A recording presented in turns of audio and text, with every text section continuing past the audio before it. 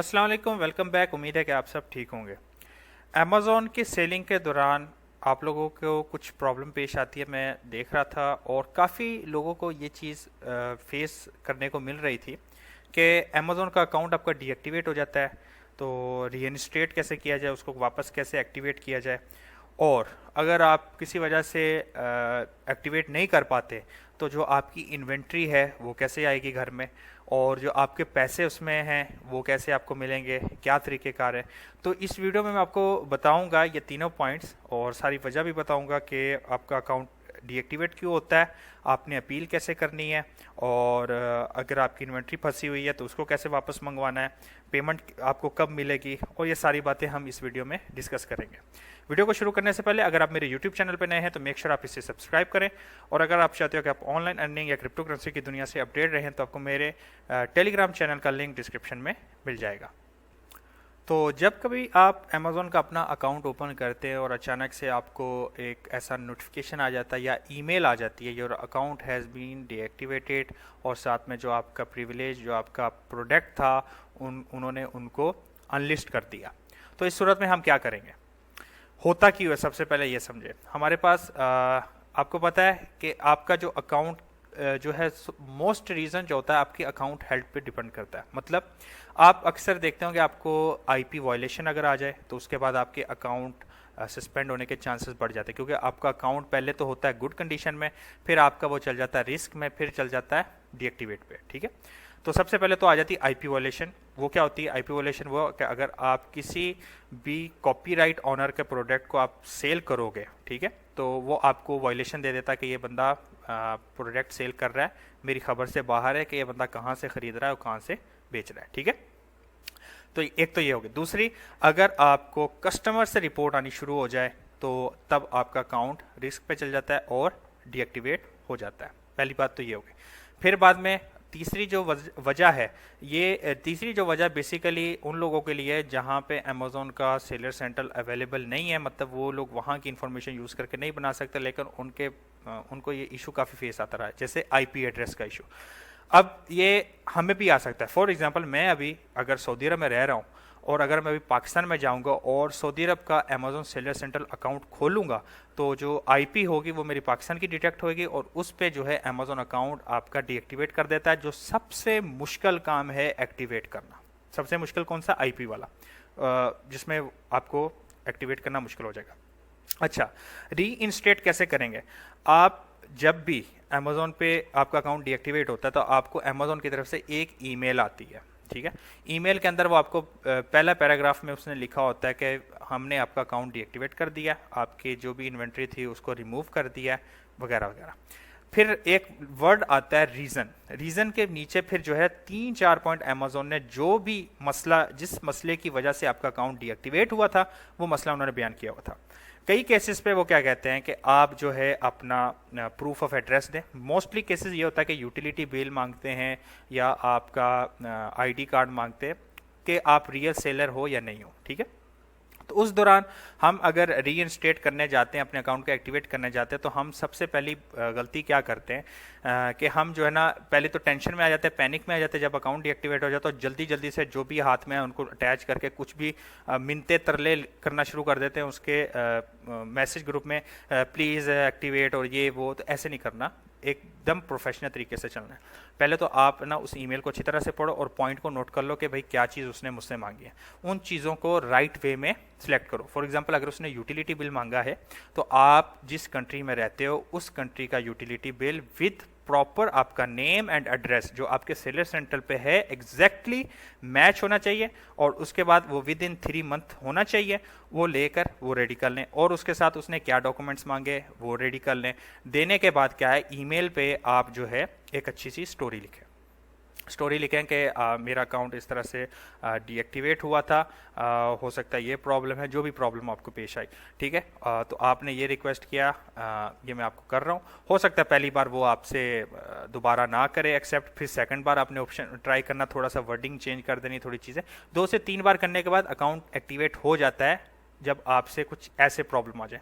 अच्छा, अगर आईपी का वायलेशन आ जाए आपके पास तो बेसिकली वो लोग मांगते हैं अप्रूवल लेटर। ठीक है, अगर आपका आईपी वायलेशन आ गया तो अप्रूवल लेटर मांगते हैं। तो आपने क्या करना है कि आपने अमेज़ोन को तब अपना डॉक्यूमेंट्स, तो ऑब्वियसली वो यूटिलिटी बिल तब भी मांगेगा, तो आपने देने के बाद उसमें आपने वो एसएन को मेंशन करना है कि इस एसएन की वजह से मेरा अकाउंट डीएक्टिवेट हुआ था, मैं अब क्या कर रहा हूँ, इस एसएन को रिमूव कर रहा हूँ, मैंने पहले पॉलिसी को ध्यान से पढ़ा नहीं था, मेरी गलती थी, और जो है मैं अब ये काम नहीं करूँगा। बहुत प्यार मोहब्बत के साथ एज अ प्रोफेशनल वे आपने उनको ईमेल करनी है। ठीक हो गया? मिनते तरले नहीं करने। पहली चीज गलती मानना है, फिर उसके बाद उसका सोल्यूशन बताना है। फिर सबसे जो आसान है अकाउंट रिएक्टिवेट कराने का वो होता है अगर कस्टमर की रिपोर्ट्स की वजह से या आपको प्रोडक्ट्स बार बार आपके पास आ रहे हैं वापस, तो उसकी वजह से आपको जो है अकाउंट डीएक्टिवेट हो जाता है। और उसको कैसे करना, पहली चीज़ ये समझे, अगर आपके पास कोई ट्रेडमार्क नहीं होता या ब्रांड रजिस्ट्री नहीं होती अमेजोन के ऊपर, तो आप क्या करते हो, प्राइवेट लेवल का प्रोडक्ट लॉन्च करते हो। लॉन्च करने के बाद क्या होता है कि आपके जो प्रोडक्ट है वो दूसरे बंदे भी सेल कर रहे होते हैं, तो वो क्या करते हैं, जो सप्लायर और चीप होता है उससे लेते हैं। मतलब क्या हुआ, प्रोडक्ट चीप हुई, तो क्या हुआ, जब भी कस्टमर की रिपोर्ट आएगी तो वो आपको आएगी, क्योंकि आप लिस्टिंग ऑनर हो गए। तो ज़्यादातर जो एक बहुत अच्छा कंसेप्ट है, आप इस मिथ को समझो कि जो ब्रांड है या कोई भी बड़ा आदमी है वो आपको वायलेट क्यों करता है या आपको मार्केट से हटाता क्यों, उसकी सबसे बड़ी वजह यह है कि आप उसके ब्रांड का नाम ना खराब कर दो, क्योंकि आप न्यू सेलर होते हो, और इससे क्या होता है, अमेजोन की सेल भी खराब होती है, उस सेलर जो ऑनर होता है उसकी सेल भी खराब होती है। तो वो क्या समझते हैं कि भाईजान ये बंदा किसी गलत जगह से प्रोडक्ट ला के सेल करना शुरू कर देगा, तो मेरी लिस्टिंग पे अगर कस्टमर ने रिपोर्ट कर दी, रिफंड्स आने शुरू हो गए, दोबारा बार बार प्रोडक्ट वापस आ रहा है, तो उस पर क्या होता है, अमेजोन वो लिस्टिंग भी रिमूव कर देता है, बंदे को भी रिमूव कर देता है। तो इस चीज से बचने के लिए वो क्या करते हैं, आपको सेल करने नहीं देते। समझ गए बात को? तो आपका भी यही हिसाब हो सकता है, अगर आप प्राइवेट लेबल करते हो तो हो सकता है आपको प्रोडक्ट अगर $1 का मिला था, किसी बंदे को 1 सेंट का मिल रहा हो, तो 1 सेंट वाले प्रोडक्ट की क्वालिटी और $1 के प्रोडक्ट की क्वालिटी तो डिफरेंट होगी, तो उसमें कस्टमर के बैक्स आएंगे, रिपोर्ट्स आएंगी, तो आपका अकाउंट भी डीएक्टिवेट हो जाएगा और आपकी लिस्टिंग भी रिमूव हो जाएगी। अच्छा, इन केस में हमें क्या करना होता है, इस केस में क्या होता है, आपने जो है अमेजोन को ये लिखना है कि ये एसएन के ऊपर प्रॉब्लम आई, इसमें क्या था कि जो मेरे प्रोडक्ट की ये क्वालिटी ख़राब थी, आपने मेंशन करना है। ठीक है, अब हमने क्या किया, आपने एक्शन क्या लिया उसके ऊपर, आपने एक्शन ये लिया कि मैंने सप्लायर चेंज कर लिया और मैंने जो है किसी क्वालिटी कंट्रोल या क्वालिटी इंस्पेक्टर को हायर किया हुआ है, थर्ड पार्टी को, और वो हमारे प्रोडक्ट को जो है अच्छी तरह इंस्पेक्ट करके अमेजोन के वेयर हाउस में भेजेगा। ठीक है, ये कहानी आपने अच्छी तरह से उस पर छापनी है, छापने के बाद उसको सेंड करना है। हो सकता है पहली बार एक्सेप्ट ना करे, ऐसा नहीं होता, अब लोग परेशान हो जाते हैं पहली बार अगर एक्टिवेट ना हो। देखिए, जो सिस्टम होता है ना, जो अमेजोन पे आप जितनी भी मैसेज ईमेल करते हो, वहाँ पे आर्टिफिशियल इंटेलिजेंस रोबोट है, इनके संबंधित सॉफ्टवेयर्स हैं जो चीज़ों को रीड करता है, जिसके अंदर आपकी वर्डिंग बहुत इंपॉर्टेंट है। ठीक है, तो उसकी वजह से क्या होता है, वो रिजेक्ट कर देते हैं फौरन। सही है, तो 2 से 3 बार आपने ट्राई करनी है, ट्राई करने के बाद फिर आपका अकाउंट रीएक्टिवेट हो जाएगा। उससे लिहाज से आपका अकाउंट डीएक्टिवेट हो तो आप मेरे टेलीग्राम चैनल पे आ जाओ, उस पर मैं इंशाल्लाह डिस्कशन चलते हैं, वहाँ पे इंशाल्लाह मैं आपको फ्री ऑफ कॉस्ट बेहतर जो है सोल्यूशन बताने की कोशिश करूँगा। ठीक है, आप यानी उसमें आके आप डॉक्यूमेंट शेयर करें, क्या मसला आ रहा है, तो मैं आपको बताऊँगा कि क्या वजह हो सकती है कि आपका अकाउंट डीएक्टिवेट हो गया। ठीक है, अब अगले पॉइंट पर आते हैं कि हमारी इन्वेंट्री कैसे रिमूव होगी। देखें, जब आपका अकाउंट डीएक्टिवेट हो जाता है तो आपकी हज़ारों की इन्वेंट्रीज पड़ी होती है उसके अंदर, न्यू सेलर्स की $1000 का उसने प्रोडक्ट लिया होता है, कोई 5-6 बिकते हैं और बाद में डीएक्टिवेट हो जाता है।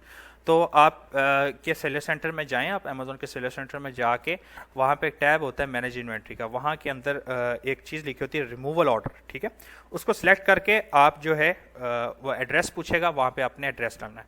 अच्छा, अब सुने मज़े की बात, जो इंपॉर्टेंट है इस पॉइंट में, आप इन्वेंट्री को आप रिक्वेस्ट कर दोगे तो आपको अब 2 बातें मालूम होनी चाहिए।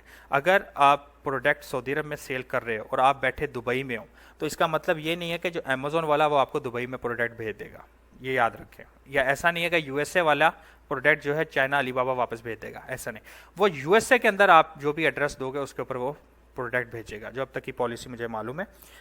हो सकता है चेंज हो, I don't know, but until now ये पॉलिसी चल रही है। तो उसमें क्या कर सकते हैं, आप बोलोगे क्या है, अब उस पर भी चार्ज लेता है अमेजोन कि आपको पर यूनिट वो आपको कुछ सेंट या कुछ हो सकता है आपकी प्रोडक्ट की क्वालिटी, वेट और लेंथ के हिसाब से जो है डायमेंशन के हिसाब से आपको चार्ज करेगा पर यूनिट पे आपको रिटर्न करने में। ठीक है, और वहाँ पे फिर आपको थर्ड पार्टी लॉजिस्टिक को हायर करना पड़ता है और करके फिर जो है आप अपनी जिस भी कंट्री में मंगवाना चाहते हो मंगा सकते हो। ये बेसिकली उन लोगों के लिए जो यूएसए में सेल कर रहे हैं लेकिन यूएसए में रहते नहीं हैं, तो उन लोगों के लिए ये कहानी है।